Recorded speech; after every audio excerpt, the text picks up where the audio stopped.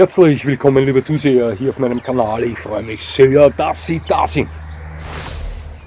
Der Lycaon pictus ist Ihnen mit Sicherheit bekannt, oder?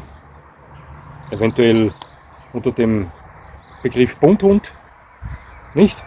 Vielleicht Pinselohrhund, Gingelz, Hyänenhund.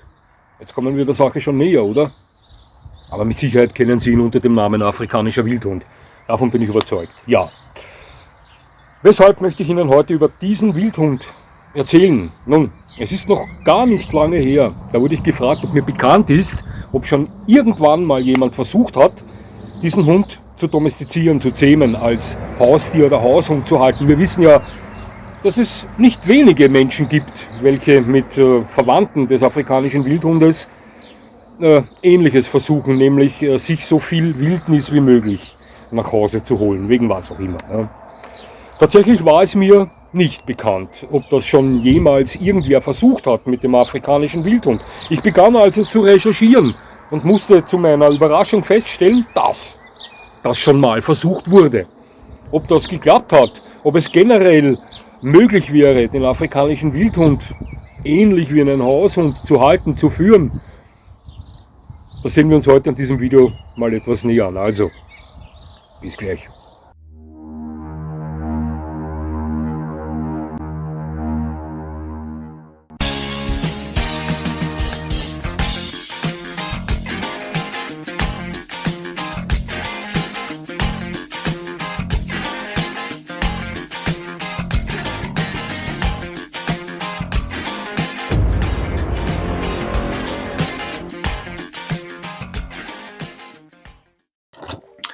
Ich mag die getüpfelten in Afrika beheimateten Banditen und sehe mir sehr gern Dokumentationen über sie an. Es interessierte mich selbst, ob schon jemals der Versuch unternommen wurde, diese Hunde zu zähmen. Gebe ich ehrlich zu, da ich noch niemals davon erfahren habe. Es ist ja unter anderem bekannt, dass in Australien vereinzelt Leute mit Ausnahmegenehmigung Dingos halten. Das wissen wir. Dingo, ein Wildhund, der sich aus Haushunden entwickelt hat. Wir wissen auch, dass der eine oder andere Hundespezialagent einen echten Wolf als Haustier hält. Wissen wir. Ich sehe öfter Videos von einem Herrn, der mit einem Amstaff und einem Kojoten zusammenlebt, und habe auch schon von Menschen, die einen Rotfuchs zu Hause halten, gehört. Und ich weiß von einem Schakal, der als Hundeersatz zu Hause als Haushund, also als Haustier gilt. Ja. Finde ich so etwas toll? Na, also ganz im Gegenteil. Mich würde so etwas auch niemals reizen. Das sind gezähmte Wildtiere, die ausnahmslos alle charakterliche Eigenschaften besitzen, um in der Wildnis überleben zu können. Für mich persönlich als herzeigbarer Hundeersatz völliger Quatsch. Ja. Ist so. Schauen Sie, wenn ich von der Anatomie eines wildlebenden Kaniden angetan bin, mich von der urtümlichen Natur, welche von diesen Tieren ausgestrahlt wird, verzaubern lasse und das alles so gerne bei mir zu Hause hätte, wenn das so wäre, dann nehme ich mir als Wolf- oder Kojotenersatz einen deutschen Schäferhund, einen Elchhund, Laika oder Schlittenhund. Und wenn es der Fuchs ist, der es mir angetan hat, dann sehe ich mich um einen Shiba Inu oder ähnlichen Hunderassen um. Aber niemals würde ich das Gefängnis für ein 100%iges Wildtier darstellen wollen. Solch ein Mensch bin ich nicht. Also der Hund ist seit etwa 30.000 Jahren an unserer Seite. Der lernt schnell mit unserer Welt umzugehen. Wolf und Co. tun das nicht. Ist nun mal so. Ja. Selbst mit Rassen wie tschechoslowakischer Wolfhund oder Salos Wolfhund, welche heutzutage ja nur mehr recht wenig Wolfsblutanteil innehaben. Selbst mit diesen Hunden hätte ein großer Teil von Hundeführern heute merklich Probleme. Das ist so, das ist Fakt. Ja. Also, wie sieht es jetzt mit dem afrikanischen Wildhund aus? Hat schon jemals wer versucht, diesen Hund als Haustier zu halten? bevor ich Ihnen das sage, und das werde ich, ja, sehen wir uns diesen Banditen mal etwas näher an. Ja. Die Familie der Canidae, also die Familie der hundeartigen Raubtiere, die ist groß. Alle von ihnen gehen auf den Miazis zurück. Der lebte vor etwa 55 Millionen Jahren und war etwa so groß wie eine große Maus oder eine kleinere Ratte. Also, liebe Chihuahua-Besitzer, wenn das nächste Mal irgendjemand meint, Ihr Hund sei ein Zwerg, dann können Sie getrost behaupten, Sie wissen von einem Hund, dagegen ist Ihrer ein Koloss. Ist so. Ja. Also der Miazis, der steht am Beginn des Stammbaumes der Hunde, und wie es bei Stammbaumen oder Stammbäumen so üblich ist, verästeln die sich. Das wissen wir. Die Familie, die bleibt ja die gleiche, aber es entstehen verschiedene Gattungen. So ist das. Zwei der Ihnen am vertrautesten von dieser Familie sind zum Beispiel der Canis lupus, das ist der Wolf, wussten Sie natürlich, und der Canis lupus familiaris, das ist dieser Vierbeiner, den Sie zu Hause haben, der Hund. Und diese beiden sind in der Familie der Canidae am engsten miteinander verwandt. Der Wolf ist der direkte Vorfahre unserer Lieblinge, die da neben uns sitzen, neben uns liegen, mit uns spielen, uns quälen und so weiter, die wir alle lieben. Ja. Ein anderer wäre der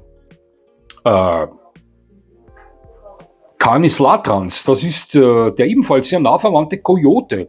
Oder der Canis aureus, das ist der Goldschakal, und so geht das weiter.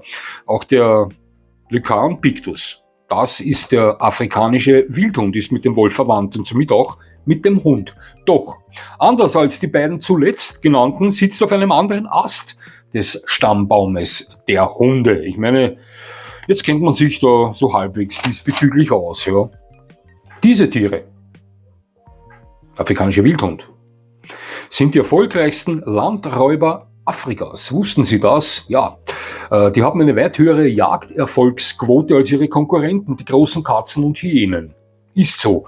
Ich möchte behaupten, Sie rächen damit einen oder ihren ausgestorbenen Verwandten, den mächtigen Epicyon haydeni, der unter anderem verhungerte, weil ihm die Säbelzahntiger nichts überließen. Ja, afrikanische Wildhunde wirken dünn und filigran, das stimmt. Ja. Sie haben schon ein sehr gewöhnungsbedürftiges Äußeres. Doch das täuscht, liebe Zuseher. Das täuscht. Rüden erreichen etwa 65 cm Schulterhöhe und werden im Schnitt 30 Kilo schwer. Doch wurden auch schon männliche Tiere mit 70 cm Schulterhöhen und 35 Kilo Gewicht studiert. Das sind Hochleistungsathleten. Die erreichen Geschwindigkeiten von 60 km/h und können dieses Tempo länger halten als alle ihre Beutetiere. Außerdem verfügen sie über genügend Körperkraft, um nicht nur Gnus und Zebras zu Boden zu reißen. Schauen Sie, ein Gnu kann bis zu 250 Kilo schwer werden und Zebras erreichen bis zu 450 Kilo Gewicht. Versuchen Sie das mal mit einigen Ihrer Kumpels und Sie sind sicher weit schwerer als 35 Kilo. Ja. Es wurden tatsächlich schon Wildhunde Rudel dabei beobachtet, die geschwächte, aber erwachsene Wasserbüffel erbeutet haben. Und das, liebe Zuseher, ist eine Ansage. Also das traue ich mich ohne weiteres behaupten. Ja. Doch zu ihrer Hauptbeute zählen Impalas und Warzenschweine. Und weitere sind, wie wir wissen, ebenfalls tödliche Gegner. Ja. Also ja, ihr Äußeres ist gewöhnungsbedürftig. Riesige Löffelohren, lange Läufe auf schlanken Körpern und hohe Piepsgeräusche erwecken nicht unbedingt den gewaltigen Eindruck, den ein 220 Kilo schweres, muskelbepacktes Löwenmännchen erweckt. Klare Sache. Aber diese gefleckten Banditen sind höchst effektive Natural Born Killers. Das ist so. Ja. Afrikanische Wildhunde gelten als eine der sozialsten Tierarten der Welt. Sie leben im Rudel, welches vom Alpha-Männchen und Weibchen angeführt wird. Und zumeist pflanzt sich auch nur dieses fort. Aber das gesamte Rudel kümmert sich um die Welpen. Geschwister oder andere Rudelmitglieder bewachen und füttern die Jungen. Auch werden ausnahmslos alle verletzten, kranken oder alten Tiere beschützt und vom Rudel mit Futter versorgt. Und liebe Zuseher, das sind keine Märchen, die ich Ihnen hier erzähle. Das entspricht alles Fakten. Ihre Hauptfeinde sind Hyänen, Löwen und Leoparden. Egal ob Schleichkatze wie die Hyänen, Katze wie Leopard oder Hund, wie Leopard oder Löwe oder eben der afrikanische Wildhund als Hund, ergibt sich die Möglichkeit, dann töten diese Gattungen den Nachwuchs der anderen. Das ist immer so. Ja. Die Hunde müssen diesbezüglich natürlich immer auf der Hut sein und öfter die Lager wechseln, da sie einem Löwenrudel absolut nichts entgegenzusetzen hätten. Das ist eine klare Sache. Ja. Die härtesten Schlachten liefern sie sich aber mit den Hyänen und erfolgen teilweise regelrechte Bandenkriege. Wenn ich mir Dokumentationen über die Räuber der afrikanischen Savanne ansehe, dann bin ich immer auf der Seite der Hunde. Egal was ist. Ja. Schauen Sie, Schande über mein Haupt, wenn dem nicht so wäre. Oder? Ja. Etwas eigenartig im Aussehen, gebe ich zu, doch mir gefallen sie. Ist so. Und jetzt endlich zum Eigentlichen. Ich konnte tatsächlich einige Zeit lang überhaupt nichts finden. Und das bestätigen würde, irgendjemand hätte schon einmal versucht, diesen Wildhund zu zähmen. Immer wieder kam ich auf die gleiche Information mit dem Inhalt, der afrikanische Wildhund und der indische Rothund, auch Dole genannt, sind unmöglich zu domestizieren. Doch ich blieb hartnäckig und fand wenigstens einen Artikel, der davon erzählte, dass es schon versucht wurde, mehrere Male sogar. Doch ausnahmslos alle diese Versuche scheiterten. Also die Hunde, bei welchen das versucht wurde, verwelkten förmlich, zogen sich völlig in sich zurück und gaben mehr oder weniger ihr Sein auf. Ja, also die verstarben seelisch. Schlussendlich wurden sie dann wieder ausgewildert und das ist auch gut so, möchte ich meinen. Ja. Bevor wir zum Ende dieses Videos kommen, dann möchte ich Ihnen noch eine fantastische Geschichte über einen ganz besonderen Wildhund erzählen. Hugo van Lawick war der Ehemann von Jane Goodall. Sie wissen schon, Jane Goodall, die Dame mit den Schimpansen. Dieser Herr, also Hugo van Lawick, der war Tierfilmer und beobachtete seit längerer Zeit ein Rudel afrikanischer Wildhunde. Eines Tages wurde das ganze Rudel bis auf 3 Individuen von Löwen getötet. Nur 2 junge Rüden und eine Hündin überlebten. Nach kurzer Zeit konnten Van Lawick und sein Team nur mehr die eine Hündin ausmachen. Die beiden anderen waren weg. Wussten nicht, was mit denen geschehen war. Ja. Dieses afrikanische Hundemädchen war noch im Welpenalter und die Menschen gaben ihr aufgrund ihrer Einsamkeit den Namen Solo. Ja. Das Menschenteam beschloss, die Regel beobachten, aber nicht eingreifen, zu brechen und begannen damit, die kleine Hündin zu unterstützen und teilweise auch zu beschützen. Es kam vor, dass sich Hyänen oder Schakale näherten, dann griffen die Menschen ein. Auch wurde sichergestellt, dass die Kleine nicht verhungert. Ja, und trotzdem wurde immer darauf geachtet, dass sie selbst versuchen musste, durchzukommen. Ja.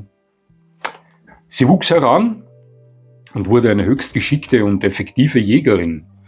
Und dann geschahen eines Tages die verrücktesten Dinge. Ja, unvorstellbar, die Geschichte. Ja. Sie war ein Wildhund, suchte ein Rudel, doch weit und breit waren keine anderen Hunde dort vorhanden. Ja.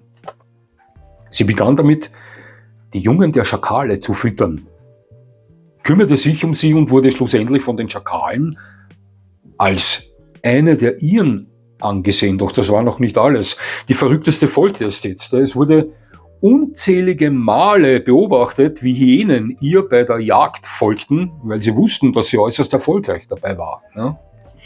Die Beute wurde dann ohne Kampf geteilt und nach einiger Zeit wurde diese Hündin vom dort ansässigen Hyänenrudel ständig begrüßt, als wäre sie eine von ihnen. Müssen Sie sich vorstellen, diese natürlichen Todfeinde akzeptierten Solo zu 100%, so wie die Schakale das auch taten. Ja.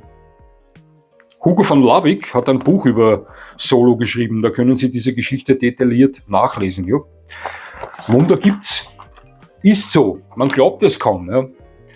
Also, ist es möglich, dass Ihnen irgendwo auf der Welt so ein Dog-Special-Typ mit einem afrikanischen Wildhund an der Leine entgegenkommt?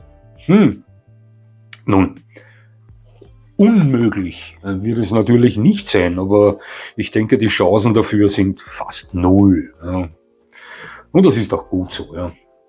Auch werden einige ganz Gewitzte, die der Meinung wären, mit einem Mix aus Haushund und afrikanischem Wildhund eine viel geldbringende Marktlücke zu finden, diesen Gedanken schnell wieder beiseite legen müssen. Wieso? Nun, während Wolf, Kojote, Schakal und Hund sich kreuzen können, wie wir wissen, ist das mit dem Lycan Pictus aufgrund anderer Chromosomenzahl nicht möglich. Und auch das ist gut so, möchte ich meinen. Also, liebe Zuseher, der afrikanische Wildhund als Haushund? Nein, sicher nicht. Aber wenn Sie unbedingt mit Hyänenhunden zusammenleben wollen, nehmen Sie sich Solo als Vorbild. Ist nur ein Vorschlag. Ja? Probieren geht über Studieren, das wissen wir. Ja? Auf in die Savanne Afrikas. Versuchen Sie ein Rudel Wildhunde mit ihrem Charme zu bezirzen. Wenn sie nicht gefressen, sondern im Rudel aufgenommen werden, steht Ihnen eine abenteuerliche Zeit bevor. Das ist unbestritten. Ja? Sie dürfen sich um den Nachwuchs kümmern, mit dem Moped auf der Jagd auf Zebras teilnehmen, wo Sie dem Rudel natürlich beweisen müssen, dass sie sich nicht davor scheuen, auf oder an dem mit den Hufe schlagenden und beißenden Muskelpaket selbst anzulegen. Klare Sache. Ja? Sie können sich an spannenden Schlachten mit Hyänen, Löwen und Leoparden erfreuen und so weiter. Was gibt's Schöneres? Ja? Was gibt's Schöneres, als sich ein Stück Wildnis nach Hause zu holen? Ja, es hat mich sehr gefreut, dass Sie mir zugesehen haben. Ich würde mich natürlich freuen, wenn Sie mir weiterhin zusehen und jetzt wünsche ich Ihnen noch einen schönen Tag. Und das war's schon wieder.